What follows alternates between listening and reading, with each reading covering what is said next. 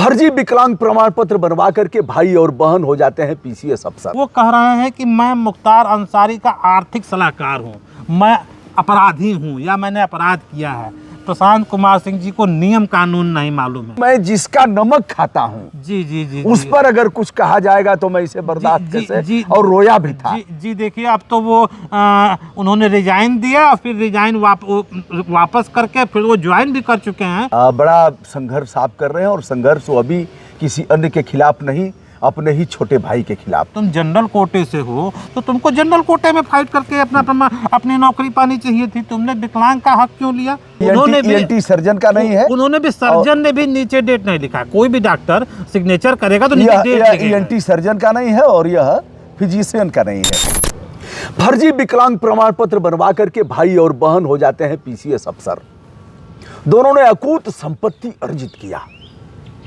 भाई का नाम है प्रशांत कुमार सिंह, जिसने मेडिकल प्रमाण पत्र बनवाया विकलांगता का 40%, बन जाता है विकलांग कल्याण अधिकारी, और बाद में फिर प्रमोशन हुआ, विभाग बदला।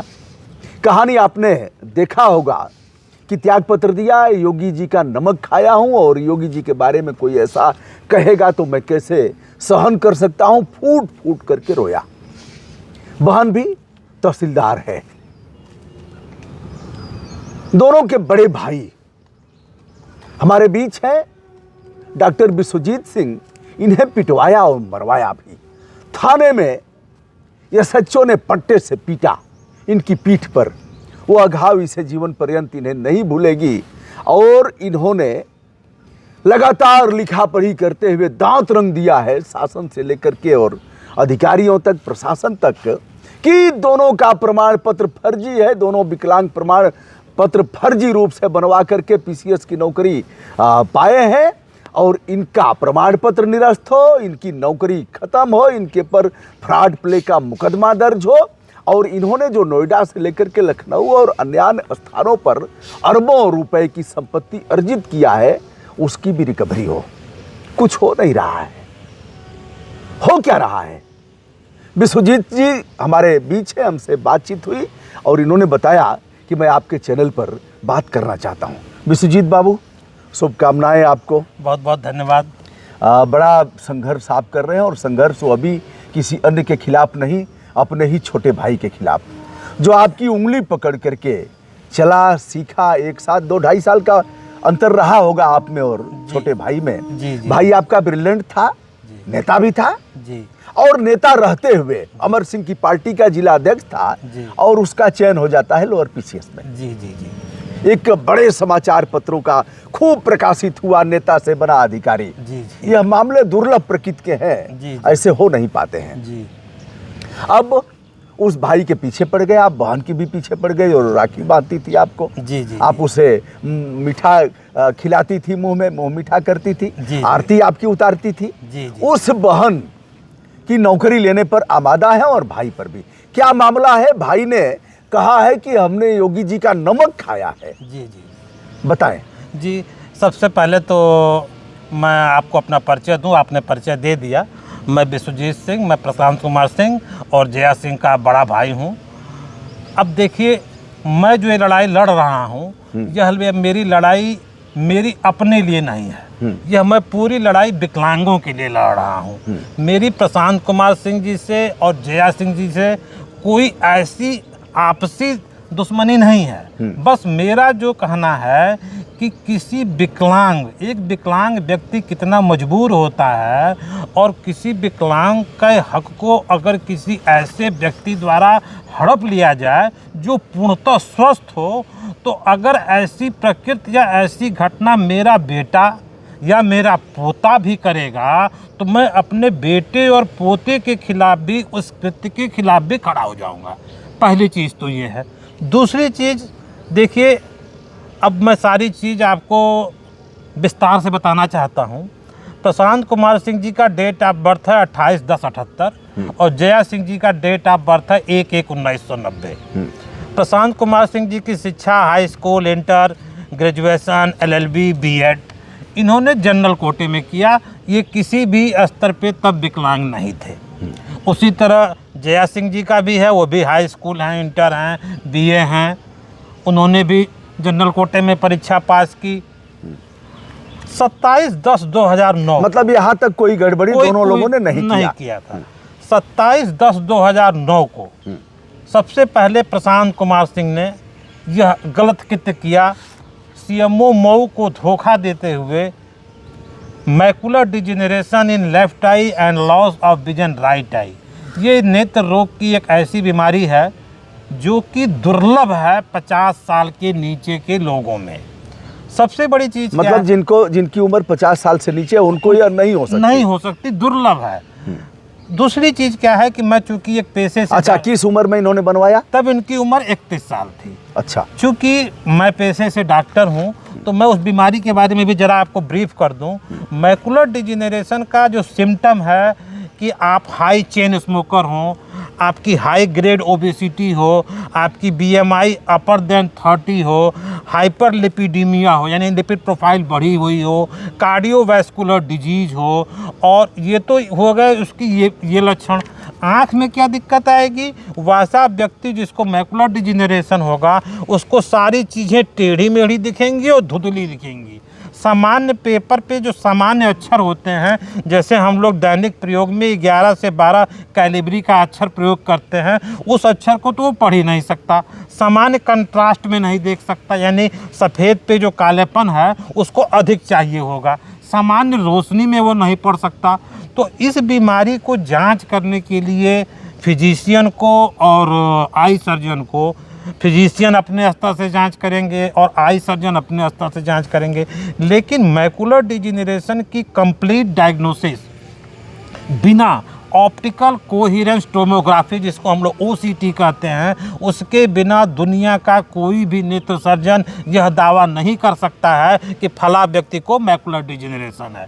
मैकुलर डिजेनरेशन में रेटिना के ऊपर येलो पिगमेंटेशन आ जाता है, तो कोई भी डॉक्टर बिना ओसीटी के ये नहीं जान पाएगा कि इनकी रेटिना 40% है। अच्छा, जब इनका प्रमाण पत्र बना उस समय ओसीटी के जांच की व्यवस्था मऊ में नहीं थी? सबसे बड़ी बात यह है कि 27/10/2009 को मेडिकल बोर्ड के पास सिवाय हैंड हैंडल ऑप्थेल्मोस्कोप, एक सामान्य सा यंत्र, आज भी नहीं होगा, आज भी नहीं है, मंडल मुख्यालय तक नहीं है, क्या बात हमारे अंजम मंडल मुख्यालय तक नहीं है।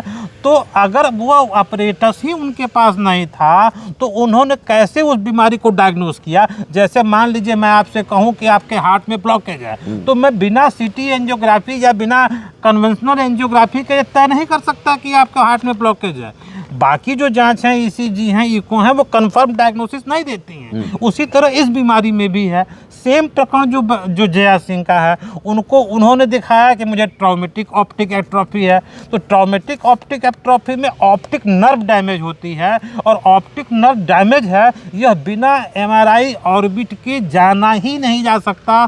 तो 40% का प्रमाण पत्र बना देना उनका भी गलत है। अब चूंकि इन दोनों प्रमाण पत्रों में बनाने वाले और बनवाने वाले दोनों के बिना मिलन के यह प्रमाण पत्र नहीं बन सकता। दूरभ संधि दोनों लोगों का मिलन हुआ है। अब देखिए आगे इसके बाद ये हुआ कि इन्होंने प्रमाण पत्र तो बनवा लिया। पीसीएस में चूंकि उत्तर प्रदेश लोग, एक बार मैं चाहूंगा प्रमाण पत्र दिखाएं, किनके हस्ताक्षर उस पर उस पे प्रमाण पत्र पे, क्योंकि जो प्रमाण पत्र जारी होता है चीफ मेडिकल अफसर उस बोर्ड का अध्यक्ष होता है और किसी को नामित कर देता है कोई डिप्टी सीएम, कोई नोडल ऑफिसर होता है। अब जैसे ये प्रमाण पत्र है, ये प्रशांत कुमार सिंह जी का प्रमाण पत्र है। एक बार इस पे आप देखिए, न तो डेट लिखी है, 1 मिनट, डेट का उल्लेख नहीं है, कहीं नहीं है। ऊपर भी देखें, और जिन लोगों ने सिग्नेचर किया है, जो लोग मेंबर उपलब्ध थे, उन्होंने भी ENT सर्जन का नहीं है, उन्होंने भी, सर्जन ने भी नीचे डेट नहीं लिखा। कोई भी डॉक्टर सिग्नेचर करेगा तो नीचे डेट लिखेगा। ENT सर्जन का नहीं है और यह फिजिशियन का नहीं है, और आई सर्जन और सीएमओ का तो है, लेकिन डेट उन्होंने भी नहीं डाला है। हाँ, आप ध्यान दें, डेट उन्होंने भी नहीं डाला है, और ऊपर भी डेट नहीं है। तो आखिर ये कैसे तय होगा कि यह प्रमाण पत्र किस तिथि में बना है? दूसरी चीज इसमें आगे यह है कि इन लोगों का सिलेक्शन 2011 बैच में हुआ। प्रशांत कुमार सिंह जी का, जया सिंह का हुआ 2015 बैच में। ये लोग नौकरी करने लगे। जया नायब तहसीलदार से इनकी शुरुआत हुई होगी। जी हाँ, जी और हाँ। प्रशांत की शुरुआत असिस्टेंट कमिश्नर से हुई। नहीं, शुरुआत तो जिला विकलांग कल्याण पहली अधिकारी से। पोस्टिंग जिला विकलांग कल्याण अधिकारी पर थी, फिर उनका चयन दोबारा इस विभाग में हो गया तो असिस्टेंट कमिश्नर जो नियुक्ति पत्र है उसमें 26 नंबर पर संभवतः मैंने जो अवलोकन किया है उनका है। अब इसके बाद घटना जब क्या घटी, मुझे जानकारी कैसे हुई, सहसा 16/8/21 को विकलांग विभाग की टीम मेरे गांव में जांच कर रही थी। मैं ही घर पे उपलब्ध। अच्छा, मऊ जनपद में आपका सरवा गांव जी, है। सरवा गांव है। तहसील भी वही है, मऊ तहसील सदर। सदर है, थाना सराय लखनसी है। हाँ। विकलांग की टीम जांच कर रही थी तो मैं घर पे उपलब्ध था, तो मुझसे उन्होंने पूछा कि आपके यहाँ 2 विकलांग हैं, प्रशांत कुमार सिंह और जया सिंह। तो मैंने कहा कि अरे भाई, ये दोनों लोग हमारे छोटे भाई हैं, ये लोग तो विकलांग हो ही नहीं सकते। तो कहा नहीं, इन लोगों का तो चयन हुआ है विकलांग कोटे में। मैंने कहा कि ऐसा संभव ही नहीं है। तो मैंने तुरंत तत्काल अपने माँ बाप से भी पूछा कि अरे आप लोग को ऐसी कोई जानकारी है, तो मेरे माँ बाप ने भी बताया कि नहीं भाई, ऐसी तो कोई बात नहीं है। फिर मैंने तत्काल प्रशांत से भी पूछा कि हमने कहा कि अरे भाई, तुम्हारा ये चयन विकलांग कोटे में हुआ है। अच्छा, उस समय प्रशांत क्या थे? प्रशांत उसमें जिला विकलांग कल्याण अधिकारी मुरादाबाद थे। अच्छा, पहली पोस्टिंग उनकी थी। तो उन्होंने कहा कि हाँ, मेरा प्रमाण पत्र बन गया, मैं नौकरी कर रहा हूँ, इससे आपसे क्या मतलब। हमने कहा कि अरे भाई, तुम जनरल कोटे से हो तो तुमको जनरल कोटे में फाइट करके अपनी नौकरी पानी चाहिए थी। तुमने विकलांग का हक क्यों लिया? विकलांग का हक विकलांगों को मिलना चाहिए था। तो मेरी लड़ाई की शुरुआत उनसे वहीं हुई। निजी कोई मेरा मैटर नहीं है। मैंने 16/8/21 को सेम डेट पे मैं सीएमओ मऊ से संपर्क किया। तो सीएमओ मऊ का पहला क्वेश्चन था कि आप कौन होते हैं कंप्लेन करने वाले। अच्छा। तो मैंने सीएमओ मऊ को बताया कि श्रीमान माननीय उच्च न्यायालय के डिवीजन बेंच का आदेश है, Ajay Rai versus state of UP, जिसमें माननीय उच्च न्यायालय ने व्यवस्था दिया है कि अगर किसी अपराध की जानकारी किसी व्यक्ति को होती है तो कोई भी व्यक्ति सक्षम प्राधिकारी को कंप्लेन कर सकता है। इसलिए मैं कंप्लेनेंट हूं, आप मेरी कंप्लेन को नोट करिए। फिर उन्होंने दूसरा क्वेश्चन कहा कि आप जिस प्रमाण पत्र पे कंप्लेन करने आए हैं, यह तो प्रमाण पत्र 2009 का बना है और आप कंप्लेन करने 2021 में आ रहे हैं। हमने कहा श्रीमान, इस पे भी सुप्रीम कोर्ट की व्यवस्था है।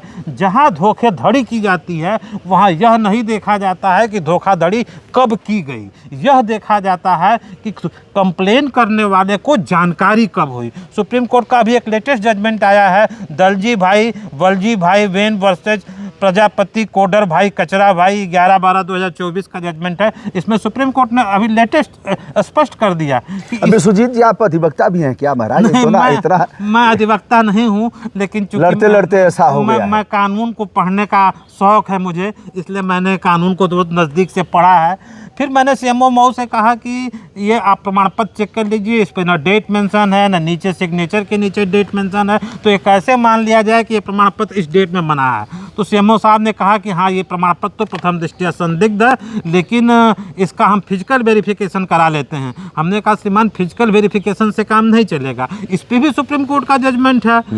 State of UP versus Ravindra Kumar Sharma, para 10 में सुप्रीम कोर्ट ने स्पष्ट किया है कि अगर आँख और कान की विकलांगता में संदिग्धता पाई जाती है तो उसका फिजिकल वेरिफिकेशन नहीं होगा, मेडिकल वेरिफिकेशन होगा, मेडिकल एग्जामिनेशन होगा। मतलब बोर्ड बैठेगा, बोर्ड बैठेगा। सीएमओ साहब मेरी बात से संतुष्ट हुए। उन्होंने त्वरित गति से कार्रवाई किया और 10/9/21 को उन्होंने मेडिकल बोर्ड आजमगढ़ को पत्र लिखा।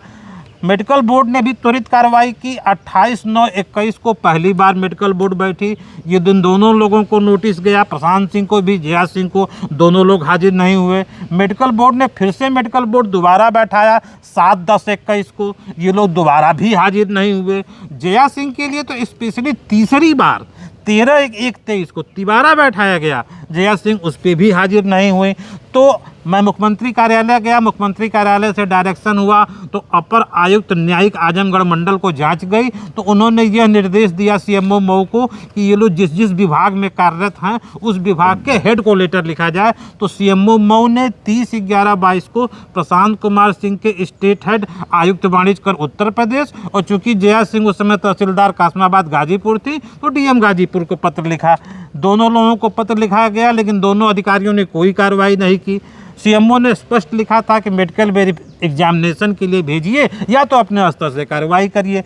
फिर मैंने दोबारा सीएमओ मऊ से 20/8/24 को संपर्क किया। हमने कहा कि श्रीमान, आपने लेटर लिखा है, कोई कार्रवाई नहीं हो रही है। तो सीएमओ मऊ ने मुझे कहा कि भाई देखिए, मैंने अपने स्तर से पूरी कार्रवाई कर दी, अब इसके आगे डीजी हेल्थ को करना है। तो हमने कहा कि आप डीजी हेल्थ को लेटर लिख दीजिए। तो सीएमओ मऊ ने तुरंत मेरे सामने ही लेटर टाइप कराया। 20/8/24 को उन्होंने स्वास्थ्य महानिदेशक उत्तर प्रदेश को पत्र लिखा। पत्र पहुंच गया, कोई कार्रवाई नहीं हो रही थी। इसी बीच मुझे जानकारी हुई कि दिव्यांगजन न्यायालय उत्तर प्रदेश में बैठता है। मैंने 30/11/25 को दिव्यांगजन न्यायालय को संपर्क किया। दिव्यांगजन न्यायालय ने तुरंत त्वरित कार्रवाई करते हुए 28/11/25 को सीएमओ मऊ को निर्देश दिया कि दोनों लोगों पे कार्रवाई करते हुए उस कार्रवाई संबंधित आख्या न्यायालय को ही बताया जाए और कंप्लेनेंट को ही बताया जाए। लेकिन सीएमओ मऊ ने उसके अगेंस्ट 19/12/25 को उस न्यायालय के लेटर के अकॉर्डिंग फिर से डीजी हेल्थ को पत्र लिखा, लेकिन डीजी हेल्थ के यहाँ से कोई कार्रवाई नहीं हो रही थी। इसी बीच 27 तारीख को प्रशांत कुमार सिंह ने एक नया 27 जनवरी को एक नया गेम खेला कि मैं तो इस्तीफा दे रहा हूँ। तो मैं तो समझ क्या गया। क्या क्या बोला था प्रशांत कुमार सिंह जी ने कहा कि मतलब मैं फला रीजन से मुझे बहुत कष्ट हुआ, मैं इस्तीफा दे रहा हूँ। देखिए, मतलब 2 कष्ट उन्होंने बताया, 2 कष्ट उन्होंने बताया। एक तो मुख्यमंत्री जी पर जी तो उस प्रकरण पे मेरा कोई वो नहीं है। हर आदमी अपने अपने स्तर से किसी अरे मतलब ये अभी कहा था प्रशांत ने जी कि मैं जिसका नमक खाता हूँ जी जी जी उस पर अगर कुछ कहा जाएगा तो मैं इसे बर्दाश्त कैसे, और रोया भी था। जी देखिए, अब तो वो उन्होंने रिजाइन दिया और फिर रिजाइन वापस करके फिर वो ज्वाइन भी कर चुके हैं। 2 हफ्ते की छुट्टी पे चले गए हैं। उनका यह कहना गलत है। वो जांच को मैनेज नहीं कर पा रहे थे। नमक कोई किसी का नहीं खाता है। सारे लोग जनता के टैक्स से दिए हुए पैसे से तनख्वाह पाते हैं और उसके प्रति लायबिल होते हैं, जनता के प्रति लायबिल होते हैं। उनको लोक सेवक की कुर्सी पे बैठ करके वह शब्द नहीं कहना चाहिए था। खैर, ये उनकी दोस्तों चर्चा को फिर हम आगे बढ़ाएंगे। उसके पहले थोड़ा सा आपको इस मामले को यह बता देना आवश्यक है कि प्रशांत अमर सिंह जी की पार्टी के जिला अध्यक्ष थे। जब नियुक्ति हुई थी, प्रशांत का नाम मुख्तार अंसारी से भी जोड़ करके लिया जाता है और प्रशांत ने हमला करते हुए कई एक आरोप अपने बड़े भाई विश्वजीत पर लगाया है कि हम मुख्तार के सलाहकार रहे हैं, आर्थिक सलाहकार रहे हैं। अभी शूटर तो नहीं बताया है आपको, लेकिन और भी बहुत कुछ बड़े बड़े आरोप लगाए हैं उस पर भी कि मुख्तार अंसारी से कैसे संबंध इनके रहे हैं और प्रशांत के संबंध मुख्तार अंसारी से कैसे रहे हैं, इस पर भी हम चर्चा करेंगे। फिलहाल 27 पर सर बड़ा इसका भी मैं जवाब देता हूं, जरा इसको पूरा कर लूं। ये 19/12/25 को जब लेटर सीएमओ साहब को लिखा, 27 की ये घटना घटी, तो मैं 28 को मीडिया के माध्यम से माननीय मुख्यमंत्री से, माननीय प्रधानमंत्री से निवेदन किया कि कम से कम विकलांगों का हक न मारा जाए, इनकी जाँच करा ली जाए, उसके बाद डिसीजन हो। माननीय मुख्यमंत्री ने त्वरित कार्रवाई की, डीजी हेल्थ को निर्देश दिया। डीजी कैसे किया आपने? तो कोई लिखा पढ़ी किया? मैंने तो सब कर रखा था। नहीं, इसके बाद जो 27 को उन्होंने फपक करके रोया, जब मैं मीडिया में आ गया तो मैंने मीडिया के लोगों से निवेदन किया कि आप लोग प्रयास करिए। तो मीडिया के लोगों ने स्पेशल प्रयास किया तो डीजी हेल्थ ने तत्काल कार्रवाई किया। डीजी हेल्थ ने 28/1/26 को सीएमओ मऊ को, मतलब 27 को इन्होंने त्याग पत्र दिया, नौटंकी हुई और 28 को डीजी हेल्थ हरकत में आ गए। तुरंत उन्होंने सीएमओ मऊ को लेटर लिखा कि एक बार और बोर्ड बैठाया जाए और 1 हफ्ते के अंदर अगर वो हाजिर नहीं होते हैं तो प्रमाण पत्र निरस्त कर दिया जाए। अब उसके अकॉर्डिंग फिर सीएमओ मऊ ने एडी हेल्थ को पत्र लिखा 30 तारीख को। 31 तारीख को फिर से मेडिकल बोर्ड बैठ गई। इस बार मेडिकल बोर्ड में एडी साहब, आजमगढ़ के सीएमओ साहब, 2 ईएनटी सर्जन, 1 जनरल फिजिशियन, पूरी बोर्ड बैठी थी। 5 की पूरी प्रॉपर बोर्ड बैठी। 2 बजे की टाइमिंग थी, 2 से 4 की। प्रशांत कुमार सिंह उपस्थित नहीं हुए, बल्कि 1:24 पर उन्होंने अपने व्हाट्सएप के माध्यम से सीएमओ मऊ को यह भेज दिया कि एक धोखाधड़ी एक और किया कि मेरा प्रकरण न्यायालय में विचाराधीन है। जबकि आप लेटर पढ़ेंगे, न्यायालय का आदेश पढ़ेंगे, न्यायालय ने तो यह कहा है कि भाई इस प्रकरण पे विधिक कार्रवाई करते हुए आख्या दें, कार्रवाई करके बताएं। और प्रशांत कुमार सिंह एक नया धोखाधड़ी वाली बात कर रहा है। उनका है क्या? हाँ, उनका लेटर देखिए मेरे पास व्हाट्सएप पर जो भेजा हुआ है वो लेटर भी मेरे पास है, मैं आपको दिखा रहा हूँ।